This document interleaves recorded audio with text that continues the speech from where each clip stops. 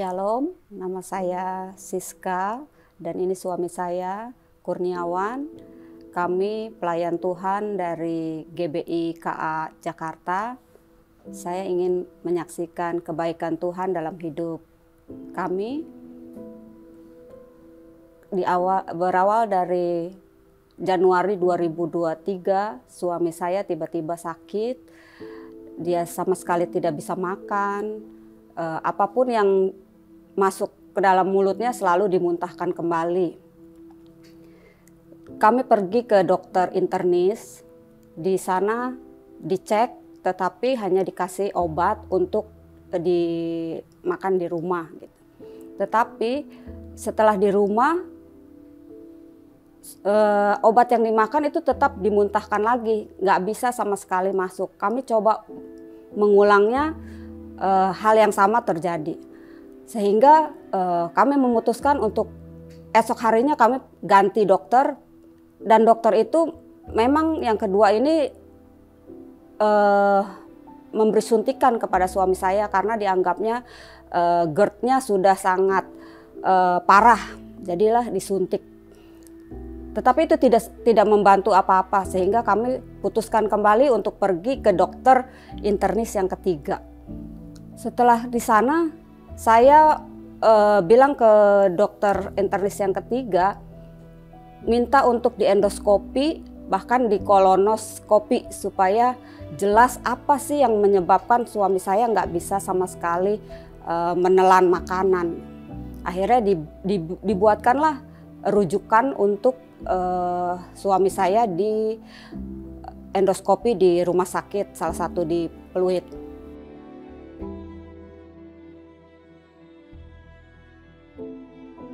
Jam 11 dilakukan endoskopi. Setelah dimulai endoskopi itu saya tiba-tiba dipanggil oleh dokter bahwa makanan itu masih banyak di dalam kerongkongannya. Jadi dokternya sempat marah menyatakan bahwa suami saya cheating. Makanannya banyak, suami saya nggak puasa. Saya bilang nggak mungkin karena saya yang menemani dia, saya yang suapin dia karena saya memang sedikit memaksa untuk dia makan. Jadi nggak mungkin. Saya juga tidak bawa makanan dari luar, tapi saya juga tidak bisa berdebat dengan dokternya karena memang kenyataannya yang saya lihat benar bahwa makanan itu masih banyak di kerongkongannya. Akhirnya dokternya bilang, kita hentikan, kita ulang besok dan harus puasa selama 24 jam. Pas esok harinya di endoskopi lah untuk kedua kalinya. Setelah di endoskopi kedua kalinya hal yang sama masih terjadi. Makanan itu masih banyak di dalam kerongkongan dan tidak bisa keluar. Sehingga dokter bilang, kenapa bisa begini? Loh, saya juga nggak tahu. Dokter jangan tanya saya. Dokter harusnya lebih tahu jawabannya seperti apa. Susternya bilang, oh iya benar ini 24 jam sudah puasa sesuai instruksi dokter. Akhirnya dokternya bilang, kalau gitu di CT scan dulu deh. Setelah di CT scan ternyata hasilnya dinyatakan pembengkakan jantung dan ada peradangan di usus buntu. Dan itu akan dioperasi. Langsung dirujuk ke dokter bedah dengan dokter jantung. Tetapi dokter anestesi tiba-tiba datang ke kamar kami menyatakan bahwa operasi yang dilakukan itu akan sangat berbahaya karena banyak makanan yang masih belum keluar. Jadi kalau suami saya dibius total dan dia muntah itu akan membahayakan, bahkan bisa dikatakan meninggal nantinya. Akhirnya saya bilang sama dokter anestesi itu, lalu bagaimana? Sedangkan dokter bedah menyatakan harus dioperasi. Dokter anestesinya bilang, coba ditanyakan lagi ke dokter bedahnya, dikasih tahu cara-cara bertanyanya. Tapi dokter anestesi bilang, jangan bilang tahu dari saya. Setelah besoknya kita ketemu dokter bedah, dan kita bertanya sesuai dengan apa yang dianjurkan sama dokter anestesi. Dokter bedahnya bilang, baiklah kalau begitu kita tunggu operasinya, tunda dulu. Kita endoskopi sekali lagi katanya, untuk bisa tahu masih ada makanan atau enggak. Setelah endoskopi yang ketiga dengan dokter yang berbeda, dokter endoskopinya berbeda. Saya melihatnya dokter ini lebih detail, dia berani mengulik suami saya, kerongkongannya sampai dia bisa tembus ke dalam lambung. Memang sempit sekali, tapi masih bisa tembus kamera endoskopinya. Di situ bagus semuanya, tetapi ada benjolan-benjolan di dalam kerongkongannya itu. Sampai dia bilang ini terindikasi kanker. Setelah dibiopsi, hasilnya 80% menyatakan itu radang biasa, bukan kanker. Tetapi dokter bedah menyatakan bahwa setelah dia 30 tahun pengalaman dia melihat karakter, bentuk dan modelnya yang seperti ini, benjolan-benjolan itu adalah fix kanker. Jadi harus di biopsi ulang. Saya bilang sama suami saya, jangan takut, kita punya Tuhan yang besar. Kalau dia bisa mengubah air menjadi anggur, maka dia juga pasti bisa mengubah kanker menjadi radang biasa. Dan suami saya mengiyakan, mengaminkan, dan dia percaya, dia percaya bahwa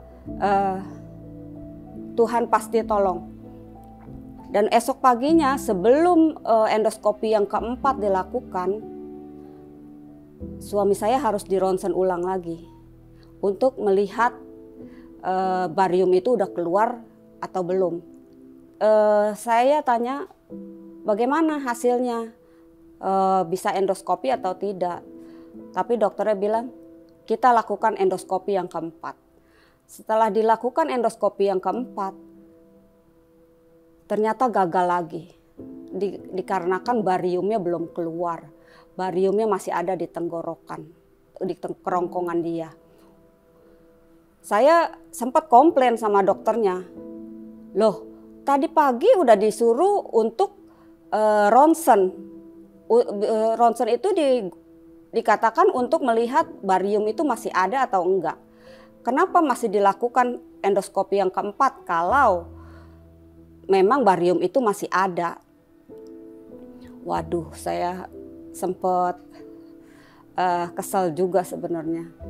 Tetapi ya sudahlah, seperti itu. Saya cuma bisa bilang, Tuhan, kenapa begitu berat perjalanan suami saya untuk bisa dioperasi gitu kan. Setelah di keempat ini, suami saya hanya dibilang akalasia esophagus. Saya nggak ngerti ini penyakit apa gitu.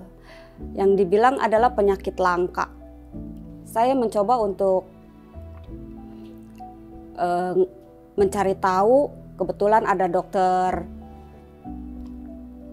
jaga yang saya lihat berbeda dari hari-hari selama suami saya dirawat.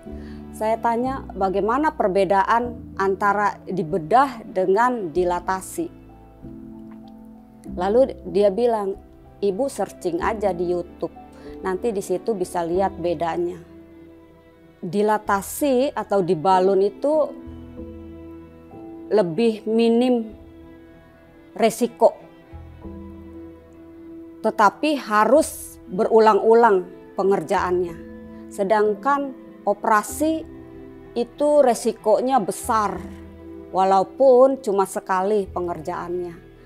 Akhirnya saya mencoba untuk diskusi dengan suami saya bahwa kayaknya lebih baik kita lakukan dilatasi.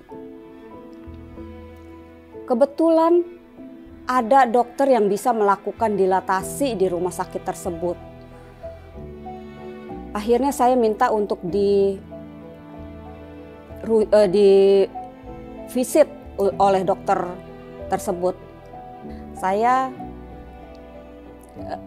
divisitlah kami oleh dokter tersebut. Saya tanya semua detailnya, apa yang kita bisa lakukan, dan dokter itu menyatakan bahwa akalasia esophagus ini memang hanya ada dua pengerjaannya. Satu dilatasi, yang kedua operasi. Kalau dilatasi ini gagal, maka akan dilakukan operasi. Dan operasi ini pun hanya ada di RSCM.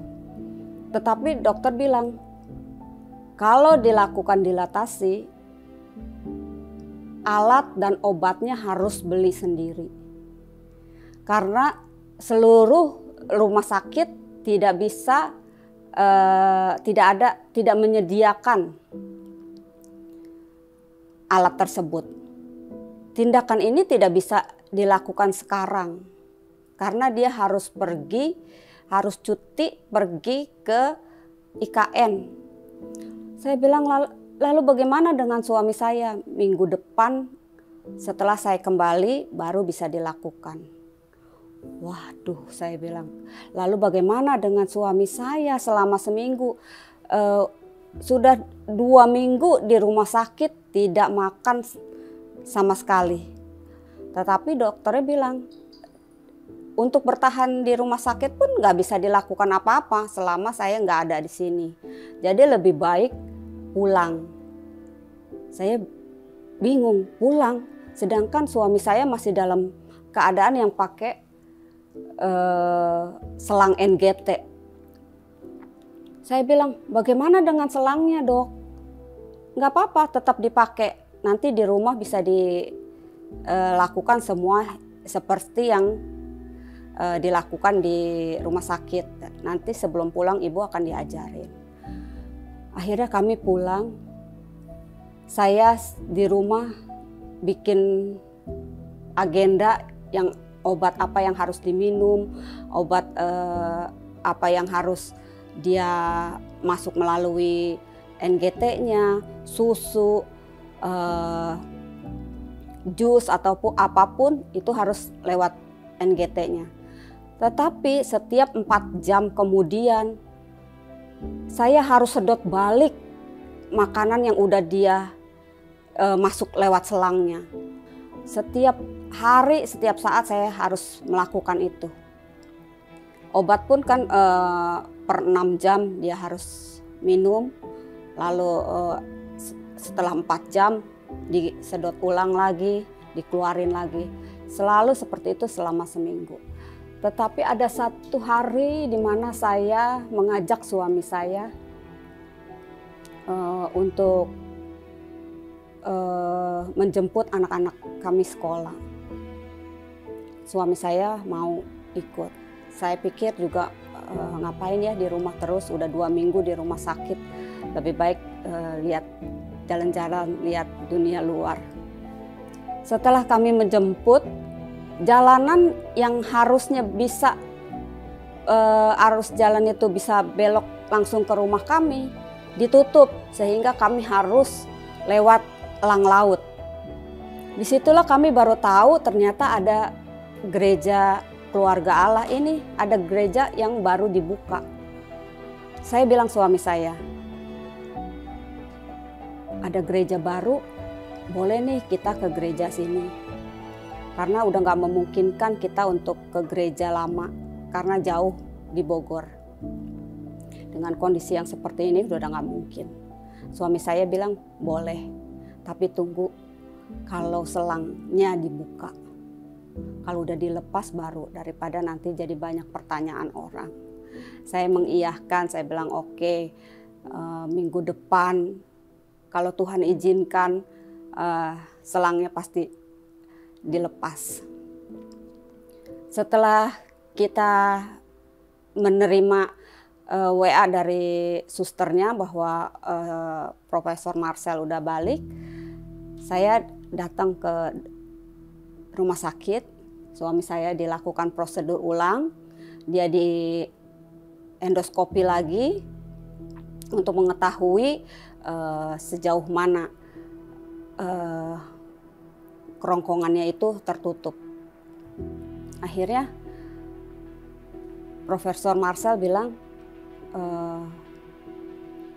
Ibu, kansernya nggak ada. Puji Tuhan, kalau dokternya bilang, tapi tetap kita harus biopsi karena biar bagaimanapun untuk memastikan bahwa ini benar atau enggak ada kanser. Hasil biopsi menyatakan benar tidak ada kanser. Puji Tuhan, saya bilang. Setelah saya terima alat dan juga obatnya, dilakukanlah dilatasi yang pertama.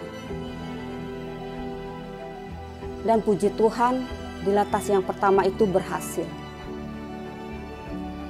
Tetapi dengan catatan suami saya hanya dibolehkan makan bubur, nggak boleh yang lain. Jus pun hanya jus saring. Sampai akhirnya setelah kita diizinkan pulang, saya dan suami saya bertanya, jadi nggak kita ke gereja yang baru? Saya bilang tergantung dari kondisi kamu.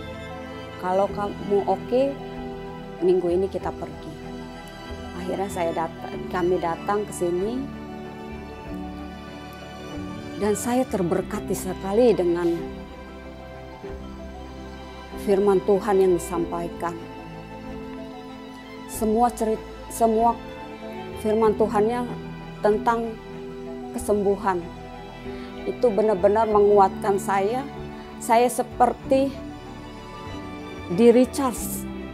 Saya seperti disemangati lagi bahwa semuanya bisa berjalan dengan baik.